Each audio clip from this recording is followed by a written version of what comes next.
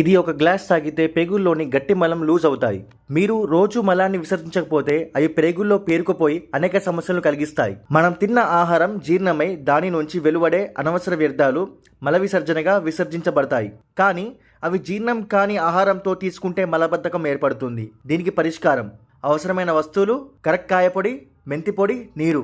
స్థానిక మందుల దుకాణంలో లభించే కరక్కాయ పొడిని కొనుగోలు చేయండి. మీరు కరక్కాయ కొనుగోలు చేస్తే వాటిని పొడిగా రబ్బుకోవాలి. మలబద్ధకం నుంచి ఉపశమనం పొందడంలో ఆవాలకు సాటి లేదు. మెంతులు అద్భుతమైన భేది మందుగా పనిచేస్తాయి. కొన్ని మెంతి గింజలను తీసుకొని వాటిని పొడిలో వేయించుకోవాలి. ఆ తర్వాత ఒక పాత్రలో నీరు పోసి స్టవ్ మీద వేడి చేయండి. ఈ నీటిలో కరక్కాయ పొడి, మెంతి పొడి వేసి అల్పాహారానికి ముందు తాగాలి. ఇలా చేయడం వల్ల మీరు ఆశించిన ఫలితాన్ని పొందుతారు. ఈ పొడిని కాస్త ఆముదంలో కలుపుకొని తాగితే నిమిషాల్లో మలబద్ధకానికి పరిష్కారం లభిస్తుంది.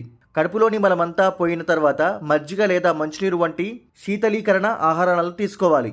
ఈ పానీయం తాగిన తర్వాత అల్పాహారం తీసుకోకండి. పేగుల్లో పేరుకుపోయిన మలమంతా బయటకు వెళ్ళిన తర్వాతే ఆహారం తీసుకోవాలి.